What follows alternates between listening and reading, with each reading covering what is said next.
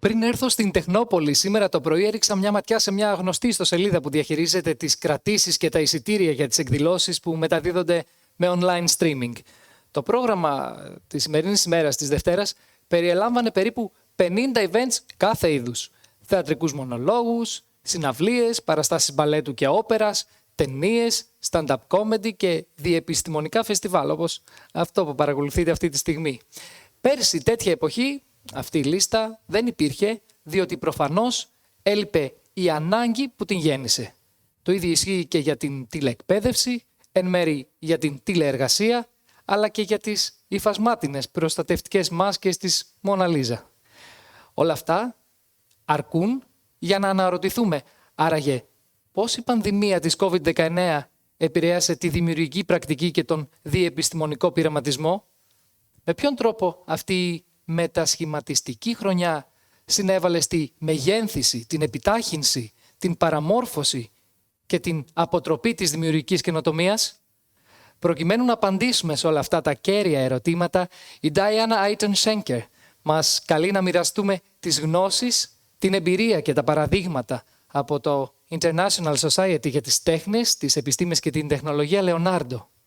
Η διακεκριμένη καθηγήτρια στο Πανεπιστήμιο της Αριζόνα και διευθύνουσα σύμβουλος στον συγκεκριμένο μη κερδοσκοπικό οργανισμό, διερευνά τις αναδυόμενες και απροσδόκητες τάσεις στις τέχνες, την επιστήμη και την τεχνολογία, που τροφοδοτούνται από τις παγκόσμιες κρίσεις που πλήττουν αυτή τη στιγμή τον πλανήτη COVID-19.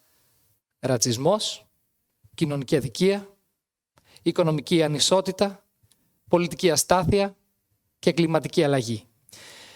Στην ομιλία της στην πλατφόρμα του Athens Science Festival, η Diana Ayton-Shenker μας προτρέπει να δούμε την κρίση ως ευκαιρία και να απελευθερώσουμε τις δημιουργικές υπερδυνάμεις που απαιτούνται, ώστε να εκμεταλλευτούμε αυτή την ιδιαίτερη μεταβατική χρονική συγκυρία. Τη συζήτηση θα συντονίσει ο δημοσιογράφος με σπουδές σε πολιτικές επιστήμες και φιλοσοφία στο Πανεπιστήμιο του Yale, Νίκος Ευσταθίου.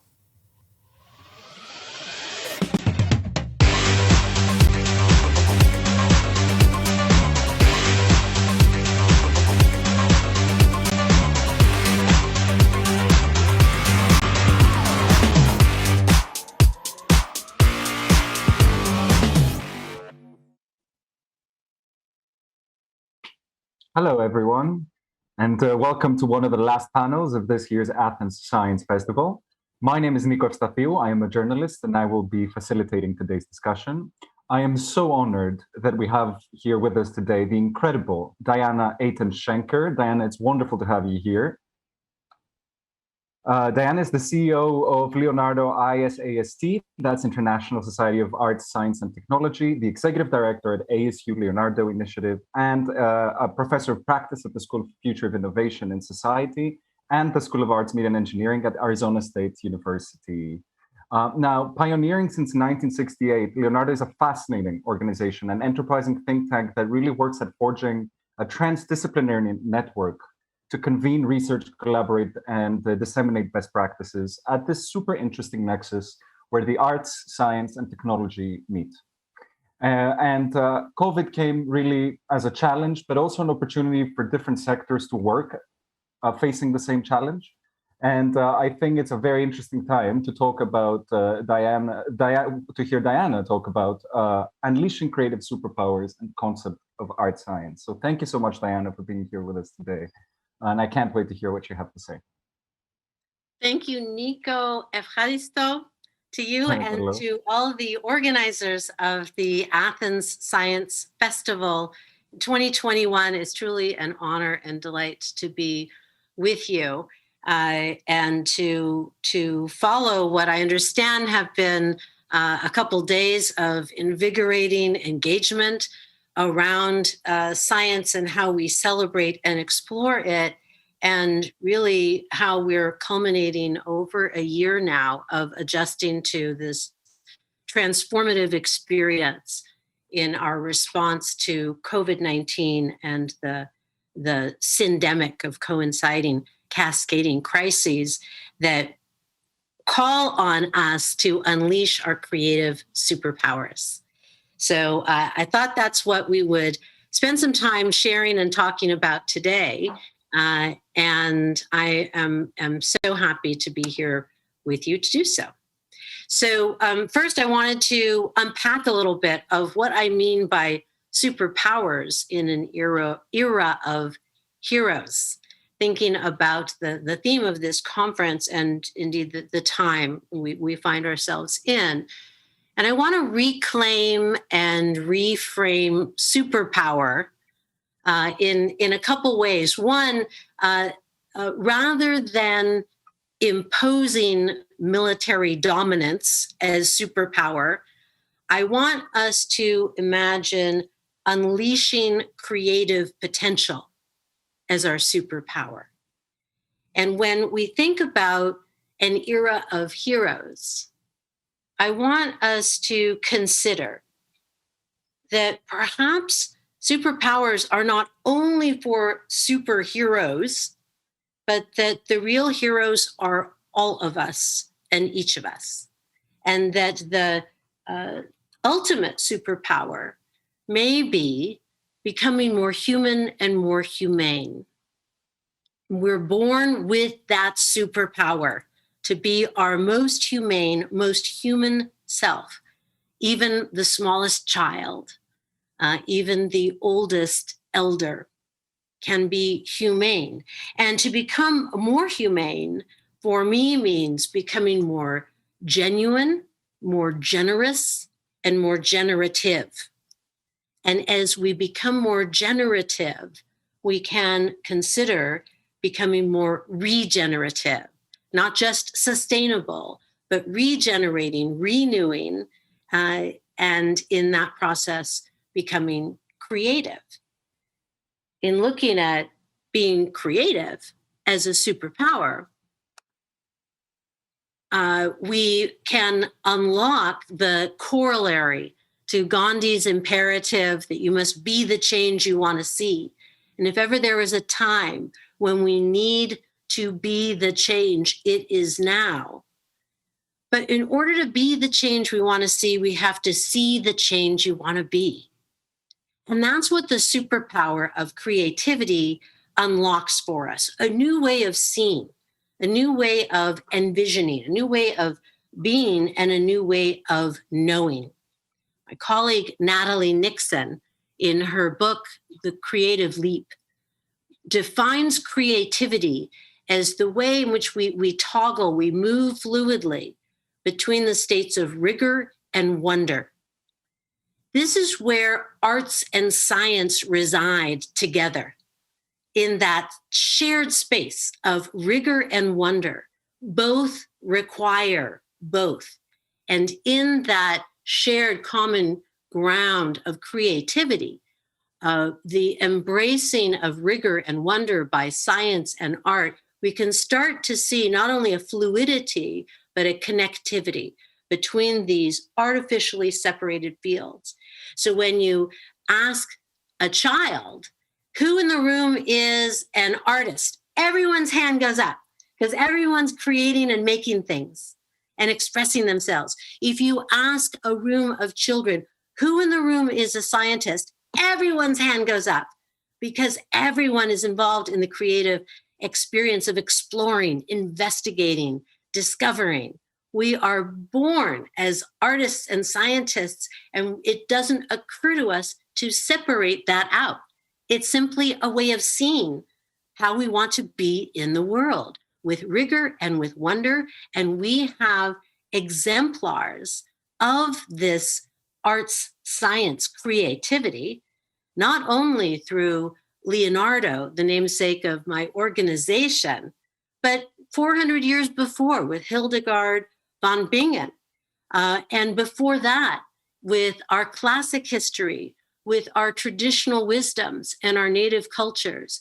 We begin with arts and science fused together in our creative spirit of being more human and more humane. We need this now. We need this now because complex problems require creative solutions. The complexity of the problems we face today transcend any particular discipline or field or group of people. Margaret Mead famously is quoted as saying that we should never underestimate how a handful of people can change the world. That's all that ever has. Well, today that handful needs to be an armful. It needs to be a world of people. We need all of us to be providing creative solutions to the complex problems, not only of the pandemic of COVID, but the coinciding and cascading crisis of social injustice, racial inequity, economic volatility, political violence, and what we sometimes refer to as the elephant in the room of climate change catastrophe. And I would say it's not the elephant in the room. Climate change is the room. These complex problems require creative solutions so that we can reimagine everything.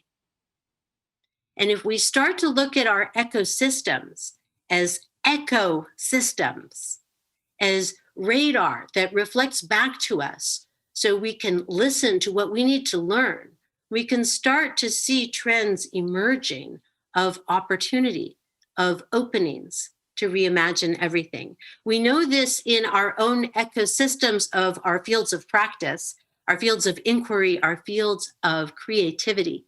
We know this through Leonardo as we have grown from an international society of art, science, and technology publishing what has become Leonardo, the world's leading journal of arts, science, technology, peer-reviewed as an academic publication through MIT Press, into a global creative think tank that's enterprising creative practices, programs, and services in over 135 countries around the world, reaching nearly 1 million people through our publications and online digital programs. We are hearing and we are learning and we are listening that we need to reimagine everything. And to do that, we are going to call on our creativity to unleash our superpower. You can think about unleashing creative superpower as putting our values in action.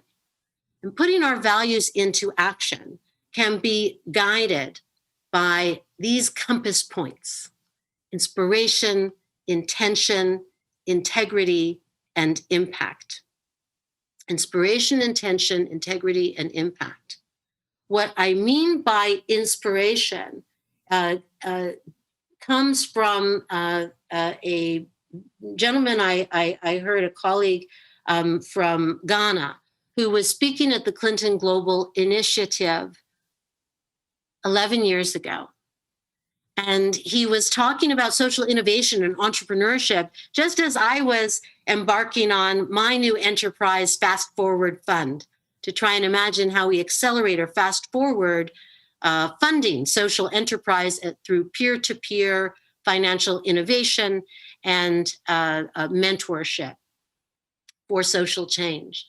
And he said, when we enterprise, as we're doing today through Leonardo and through our creative superpowers, we don't always have role models in front of us. We're creating, we're making it up as we go along.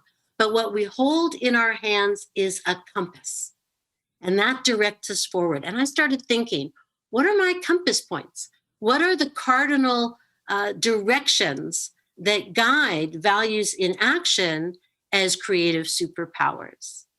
By inspiration, I mean the catalytic why you do something. By intention, I mean that aspirational what? What is it that we imagine creating? Where are we going?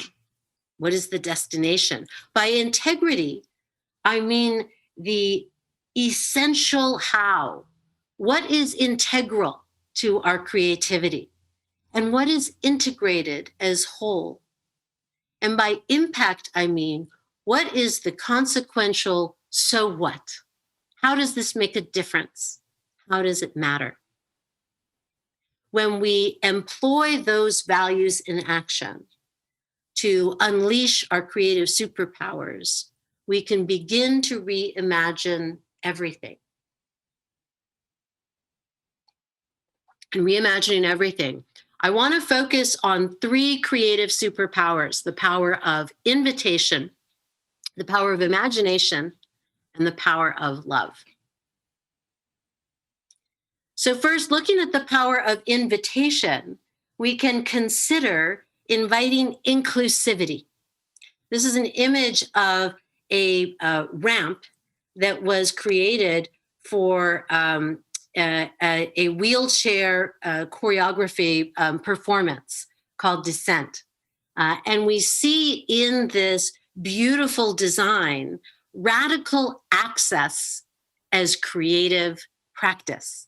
It unleashes our creative superpower.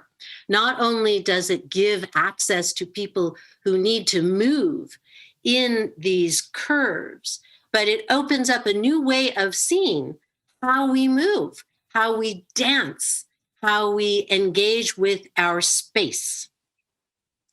The curb cut effect of having an innovation to create access that benefits a much larger population is something that we're only beginning to explore as we invite inclusivity.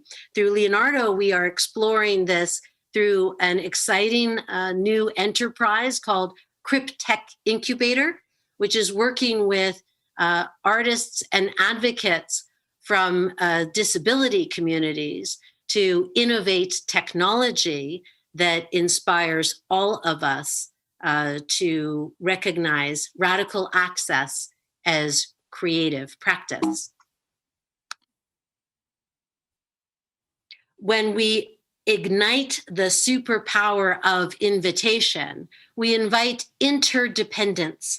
We recognize that in order to come full circle, we need everyone around that circle. We need artists together with scientists. We need technologists together with teachers. We need all of us coming together. And if COVID has taught us anything, it's that interdependence is inextricable from how we will engage and evolve. In fact, it's inextricable from how we will survive.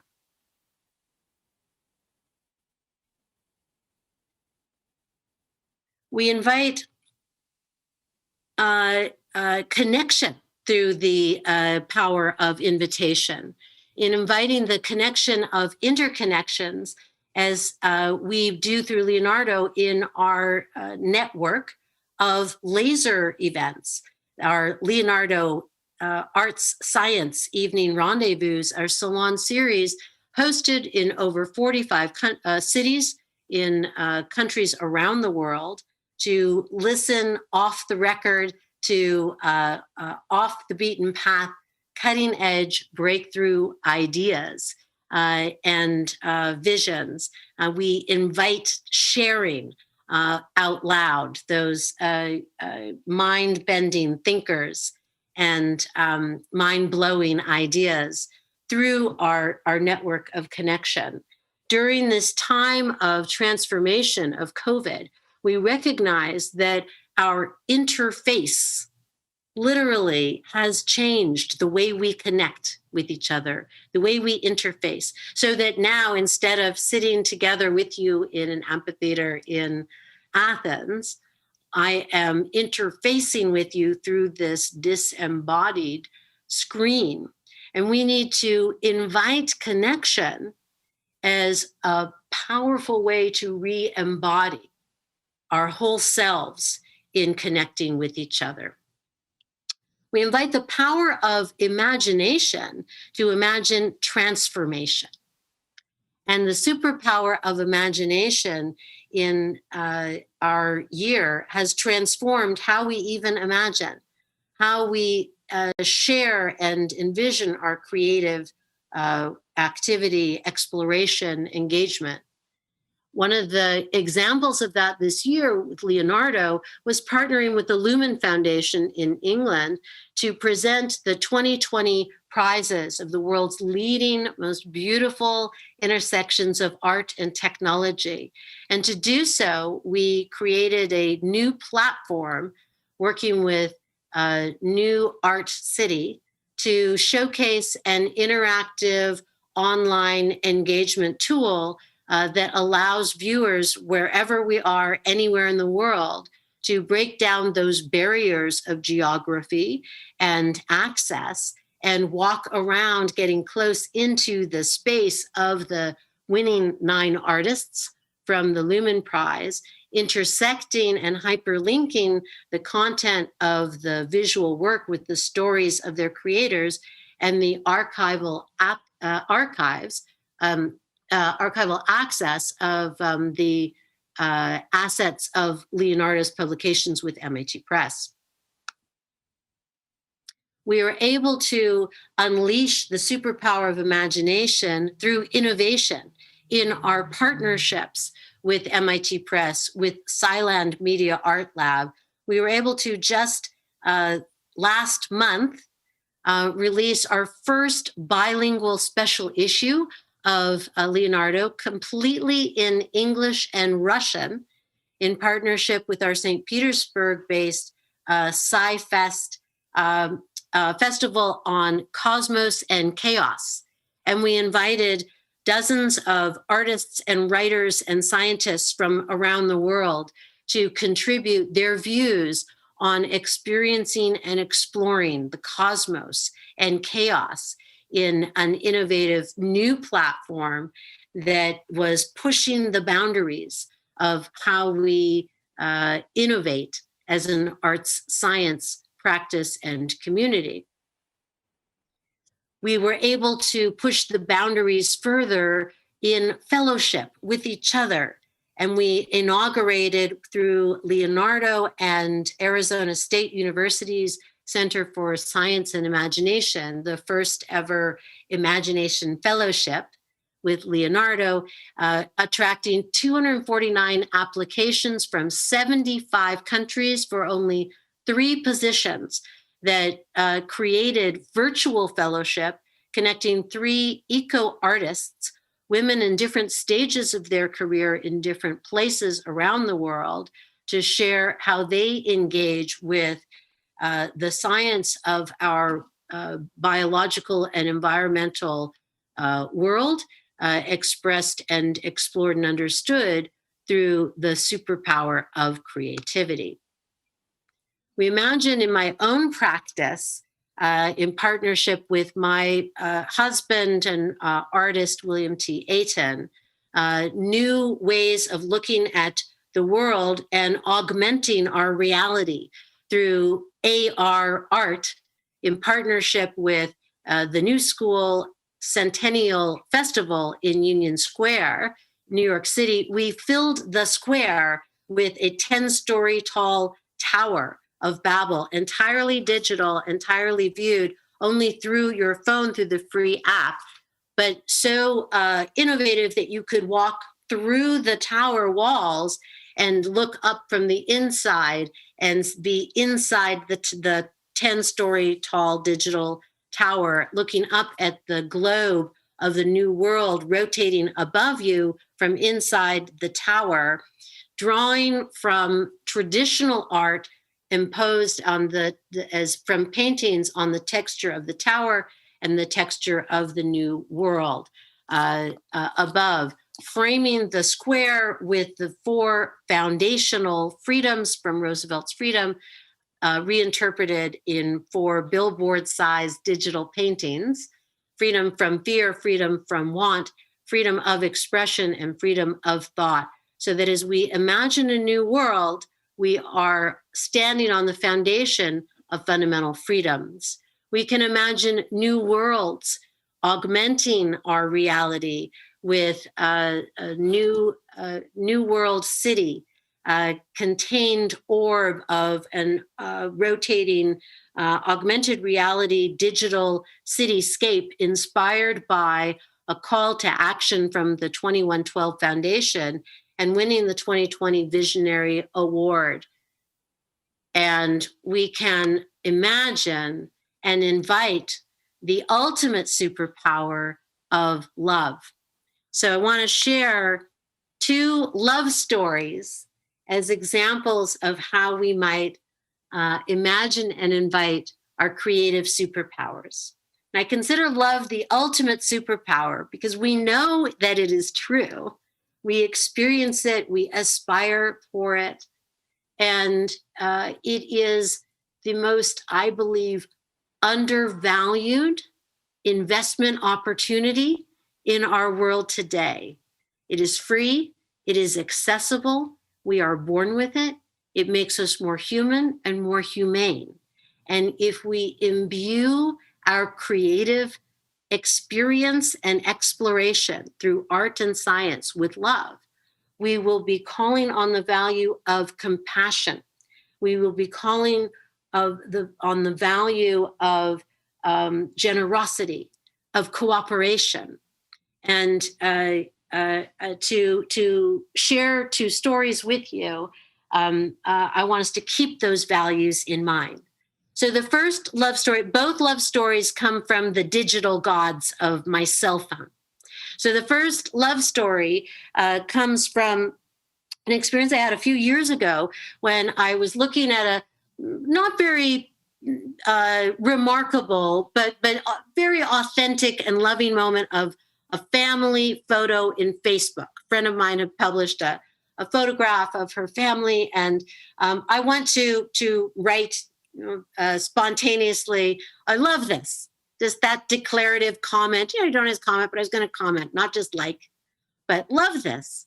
But the digital gods of my smartphone were smarter than I was. And they auto-corrected my love this, that declarative description, to the imperative live thus. So my love this was auto-corrected to the imperative live thus. Imagine if we lived according to what we loved. Imagine if we bring to our art and science the power of compassion, of passion. What superpower we could unleash. The second love story comes from the digital gods more recently. During this time of COVID, I was having a text exchange with my nephew saying, hey, hang in there, how's it going? I support you, whatever I said that was nice. And he responded to the text intending to say, receiving the love and sending it back.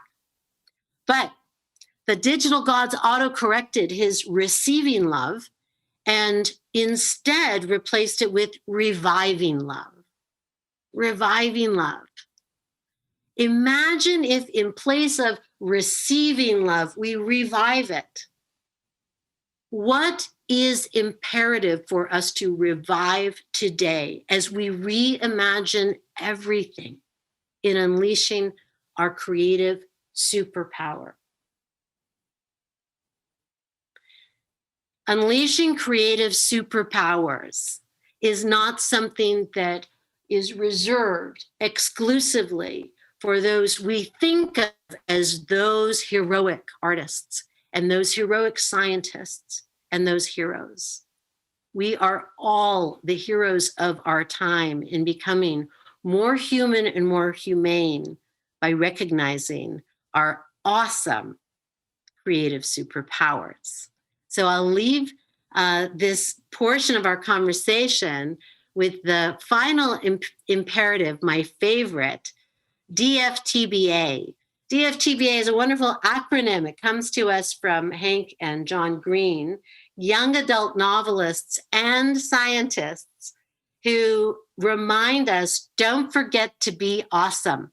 Not become awesome, not consider what does it mean to aspire to be awesome, but assume that we already are, and then don't forget to be it. Ευχαριστώ. Ευχαριστούμε πάρα πολύ. Thank you so much, Diana, for this phenomenal talk. And I really genuinely think we so often compartmentalize things in our heads, and we really think that certain things don't go together, and really calling us for this paradigm shift of understanding how we ourselves can be the change we want to be, and how things that we've deemed incompatible are very often what is the most complementary and can magnify our impact. That's really, really inspiring. So thank you for sharing your thoughts today. We're going to move on to a couple of questions. I'm going to start with my sole question here, which is a lot of these values that we should use as compasses in this process that you described, things such as inclusivity, imagination. Are we able to quantify them so that we track progress? And is that a good practice, or is it antithetical to sort of the practice that you're describing? So is there a way to quantify these things that may come across as nebulous, though I know that they're not? And how do we track that progress? So yes, and yes, there are ways to quantify values. We have some interesting examples and experiments with that. And that's not the only way we track progress. Right? It's not the only way we track progress. Right. So we need to measure what matters, and not everything that can be measured is what matters. Yeah.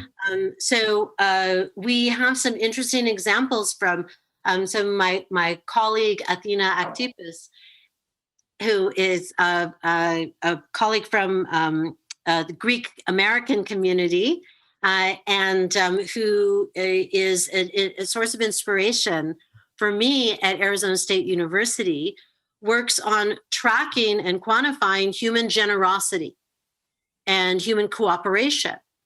And we have examples from the World Health Organization that just recently issued a report on the quantifiable impact of arts and culture on public health. It can be quantified. There are quantifiable measures and metrics we can apply to inclusivity. We can look at, and we should look at, numbers, who's missing, who's represented. But we certainly can be more imaginative than that as well. Because the quantifiable metrics only tell part of the story. You could miss the other parts of the story that we know and we feel and we experience deeply, qualitatively.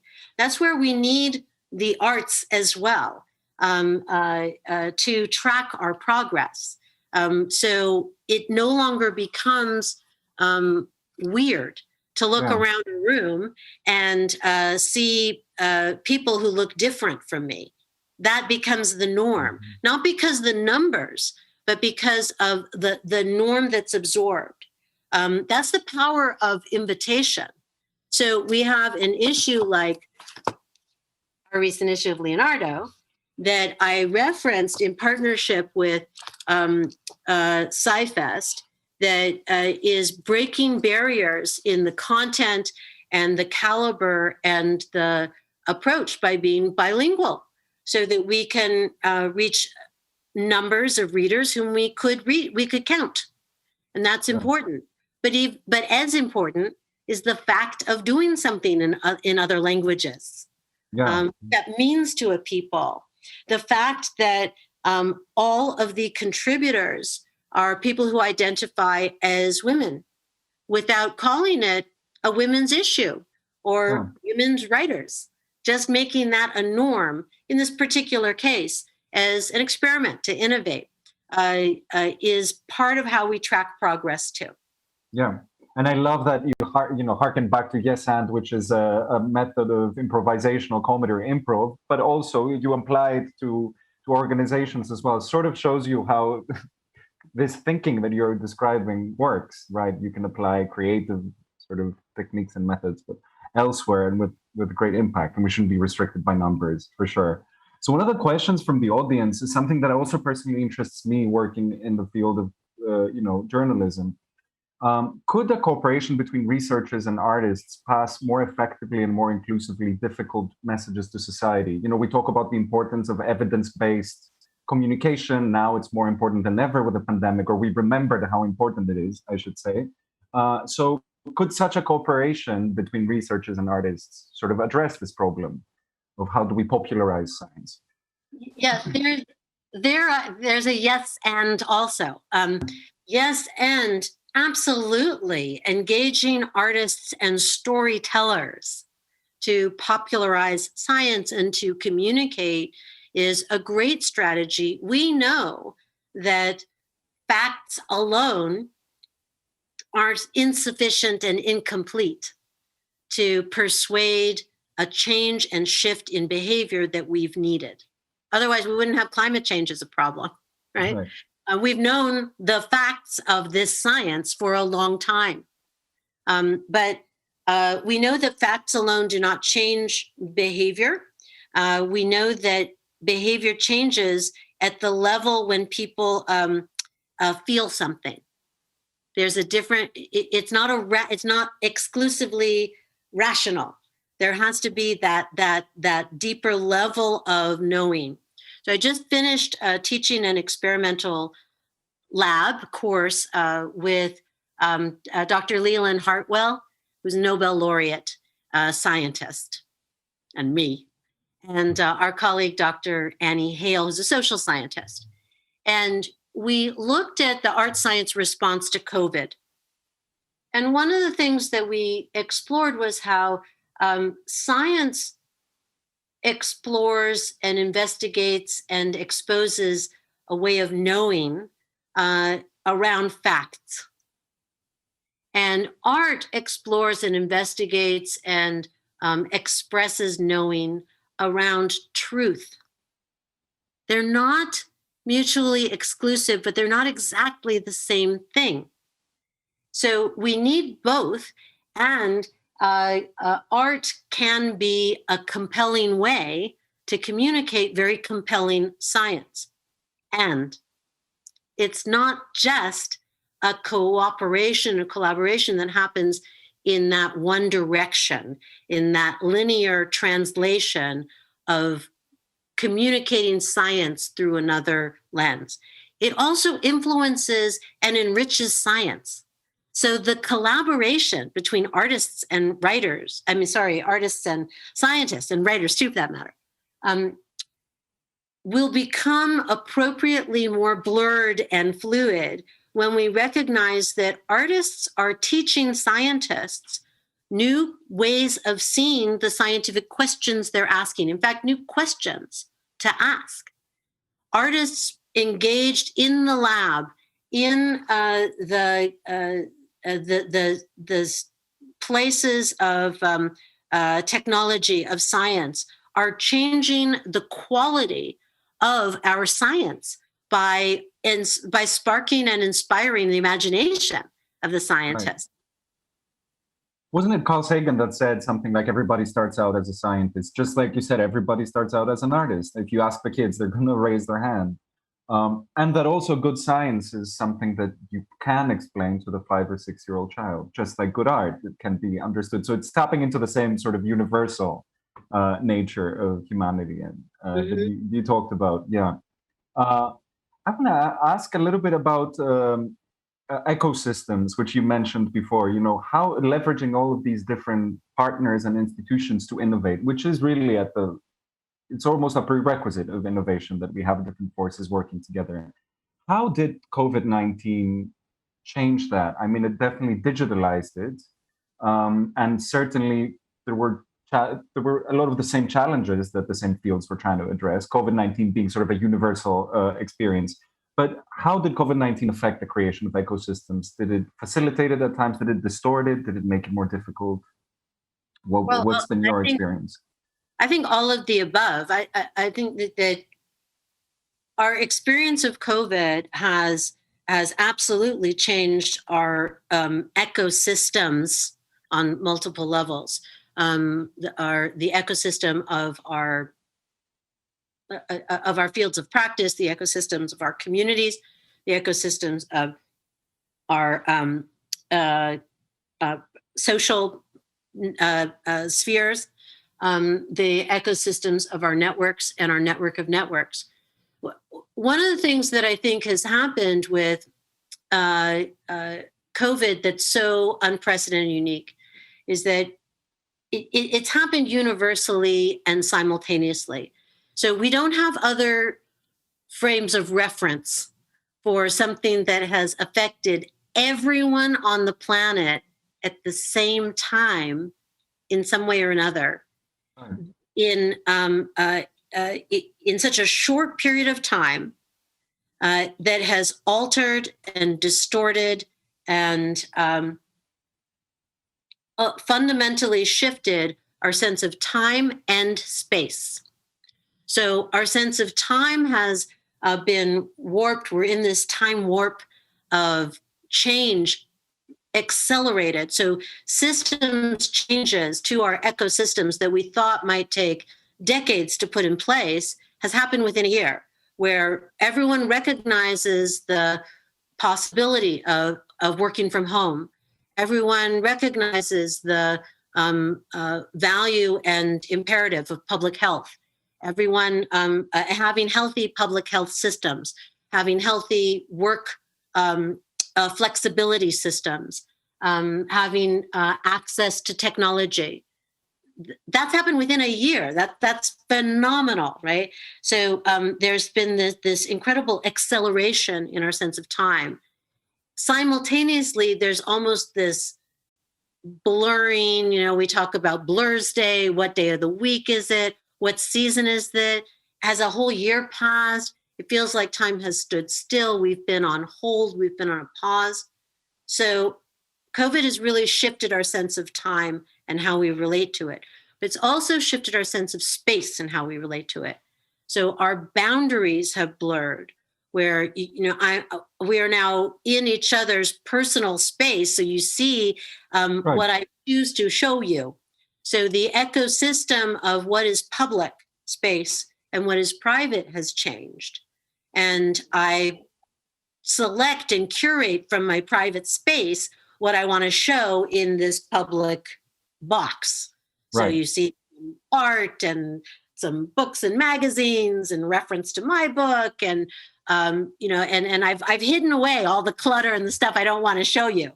But the ecosystem of how we relate to space and how we move through it has really shifted. So the ecosystem of travel and how our lack of mobility, limited mobility, has been revolutionized, and that affects our creativity. So for Leonardo, we pivoted to be entirely online very early on. By now, almost everyone has, but many people couldn't. And many organizations in the creative sector could not.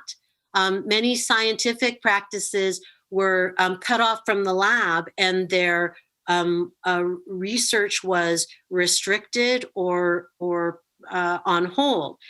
So the creative imperative of this ecosystem change unleashed innovation, where we had to figure out what an online platform would be.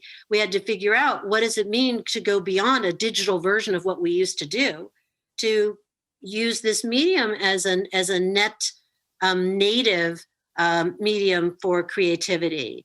And in the process, in terms of ecosystem change, cut down barriers. So we were able to engage with people all over the world who said to us, now I feel part of something bigger, that I thought it was just me doing this crazy art science stuff, but now I know I'm part of this whole ecosystem. And it's changed everything. And I think also, Nico, we still don't know.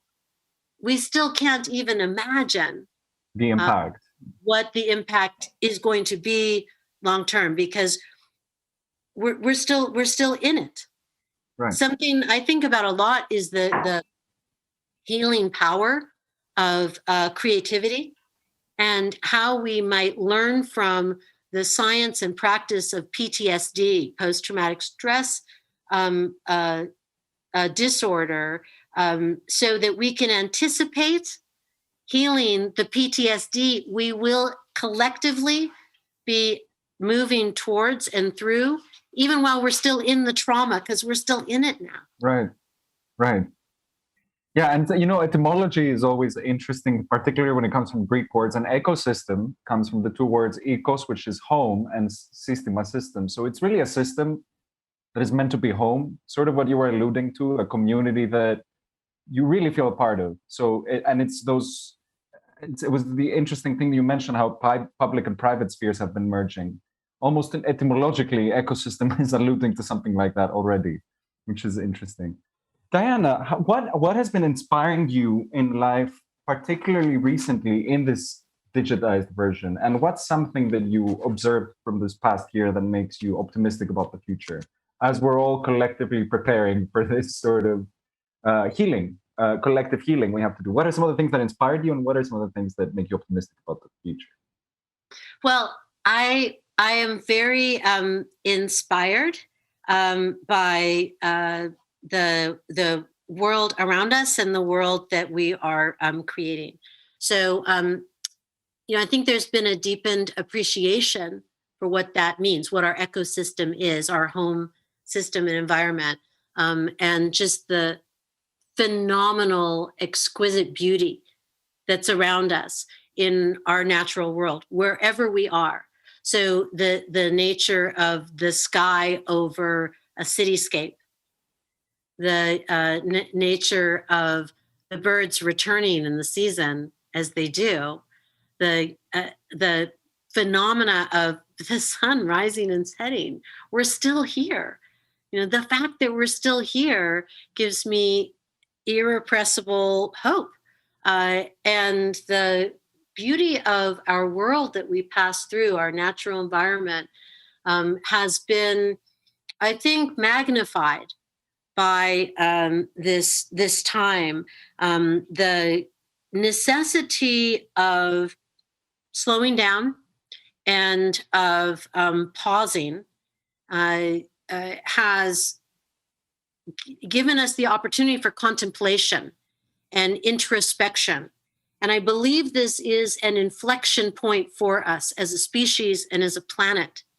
And in the contemplation and reflection and introspection of this inflection point, I'm stunned by the beauty of our natural world. Now, I'm fortunate, blessed, and privileged to be in a beautiful place in the world, but what part of the world isn't beautiful? It's everywhere, and that gives me a lot of hope. The other source of hope I have is in the world we're creating, in the way that we are connecting with each other. So the magic of this moment, when we are forced to physically isolate and distance, that we have the technology that allows us to socially connect and interface is astounding. And that gives me incredible hope that we have the resources, we have the tools available to us. If, in the words of our U.S. Poet Laureate, we are brave enough to be it and brave enough to see that light, those tools. And I feel that we are truly, truly blessed to be living through this extraordinary period where we've been tested as we've never been tested before. We've experienced and are still experiencing tragedy and loss that we can't not acknowledge. And we are called on to bring the best of ourselves forward to become more human and more humane. That is an extraordinary privilege and gift. Absolutely. And I think, though, while experiencing this year, it feels like a very dark year, I think eventually it's going to be written in history as a bright year because it showcased the resilience of the scientists that we know so able to come together and found numerous vaccines in record-breaking times, or the artists that broke all these barriers and created fantastic works. Like that's what I keep from this year, really. And it came from coming together, right? Exactly. It all comes from coming together. That we know what we always knew. We are stronger together than in isolation, and it took being in isolation to make that point. Figure it out. resilience rising is a theme that inspired another augmented reality AR art piece I collaborated on with my husband to commemorate the resilience of the academic community and students going through their commencement and their studies and their learning and their teaching differently. And that spirit of resilience rising gives us hope. One last story, Nico, from my garden. Years ago, before all of this crazy COVID transformation, I was relentlessly weeding my garden, and I'd been afraid to completely clear it out because I thought then it's going to look all empty.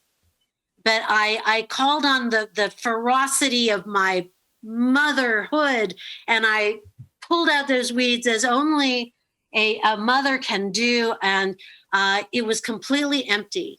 And what I learned was that the same space that was empty was now open. Right. And that's what we're doing now. We're learning to see differently, to see the change we want to be, so that what has been emptied from this tragic loss might be reclaimed and re-envisioned as an opening to a portal to something new. Right. We can be the superheroes that we want. We can see the change to be the change, and we can apply our creative superpowers, not just to the COVID-19 challenge, but to other global challenges as well. Diana, thank you so much for sharing the stage with us digitally. It was a huge pleasure. And I hope we can have you back in Greece in the near future so we can continue this fascinating discussion even more. Me too. Thank you so much. Evcharisto. Continue to stay safe and well. Thank you so much, Diana. And thank you to the team of the Athens Science Festival for inviting both of us for this fantastic panel.